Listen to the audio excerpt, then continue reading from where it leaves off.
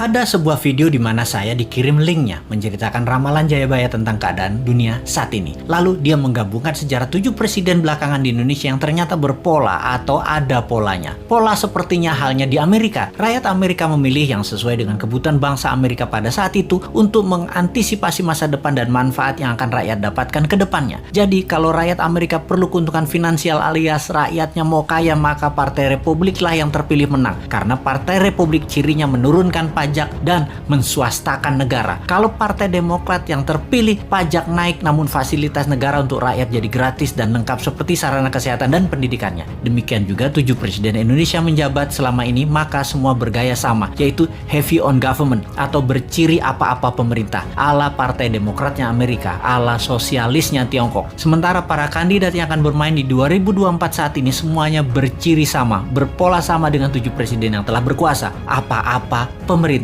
Hanya Bosman Sontoloyo yang punya konsep heavy on swasta atau menswastakan kegiatan membangun ekonomi terbesarnya dan menurunkan pajak konsepnya seperti Partai Republiknya Amerika. Untuk hal ini memang kembali ke masyarakat karena konsep menswastakan pemerintah belum pernah terjadi sebelumnya, atau mengikuti swasta terutama UKM dalam porsi besar lebih dari 80% ekonomi belum pernah terjadi sebelumnya dalam 7 pemerintahan yang telah berjalan. Selama ini memang tenaga kerja 96% diserap UKM, namun ekonomi UKM hanya 40% saja dari porsi ekonomi nasional. Sisanya adalah anggaran pemerintah dan oligarki. Sudah 7 presiden polanya ya seperti ini. Belum pernah UKM naik kekuatannya menjadi menguasai ekonomi ke 80% atau naik 100% dari sekarang, atau 2 kali lipat kekuatan ekonomi saat ini yang bisa membuat GDP per kapita naik dari $4.000 menjadi $8.000 dalam sekejap. Sungguh, kalau mau UKM menang, juga pajak turun. Ya tidak pakai siapapun yang mencalonkan di 2024 yang saat ini ada di etalase calon presiden. Tapi entah bagaimana,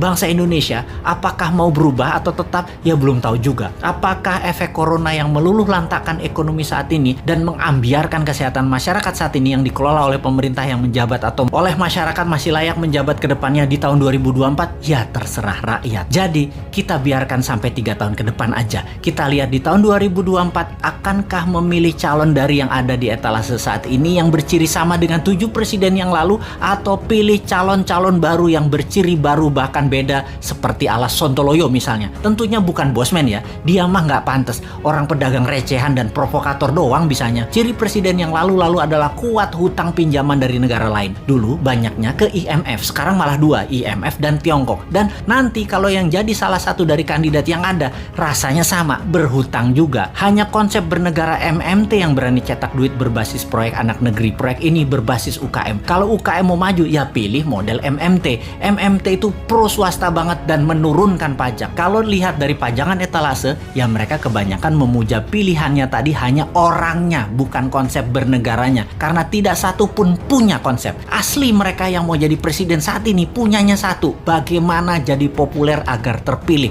Mek ngono tok ilmunya. Bener deh, bagaimana supaya Anda memilih mereka? Citra aja dibenerin, bukan konsep yang mereka jual. Kalau Bosman, citranya kan kampungan, provokator, komentarnya norak, kulitnya hitam. Jadi karena karakternya nggak bisa dijual, maka dia jual konsep. Itu pun norak. Mainstream ya tetap maunya ngutang asing. Yang anti hutang asing kecil banget yang mendukung UKM malah nggak ada. Akhirnya UKM-nya senang ngutang juga kalau cari duit. Kapan berubahnya bangsa ini? Begitu kuat doktrin minjem itu di kepala semua pejabat sampai UKM-nya pun tidak ada alternatif lain. Kembali ke video yang linknya saya dapat dan saya nonton, ternyata Satrio Piningit atau kesatria yang dipingit itu keluar ketika ada goro-goro atau malapetaka dahsyat menghancurkan negara dan dunia. Saat ini virus corona dianggap goro-goro. Lalu ketika goro-goro terjadi, ada kesatria yang suaranya saja muncul, wajahnya dan penampilannya dipingit tidak muncul, yaitu Bosman. Jadi kesatria yang dipingit tadi adalah kesatria yang terus-menerus memberikan arahan, solusi, dan sosoknya dipingit, diumpetin, yang penting pesannya tercapai. Lalu pola kepemimpinan nasional yang lengkap menjabat. Pak Karno itu Majapahit atau Jawa Timuran, Pak Harto itu Jawa Tengah atau Mataraman, Pak SBY itu Majapahit, Pak Jokowi itu Mataraman, dan Bosman itu Jawa Timuran Majapahit. Begitu pola penggantinya seharusnya. Habis Mataram ya Majapahit. Dan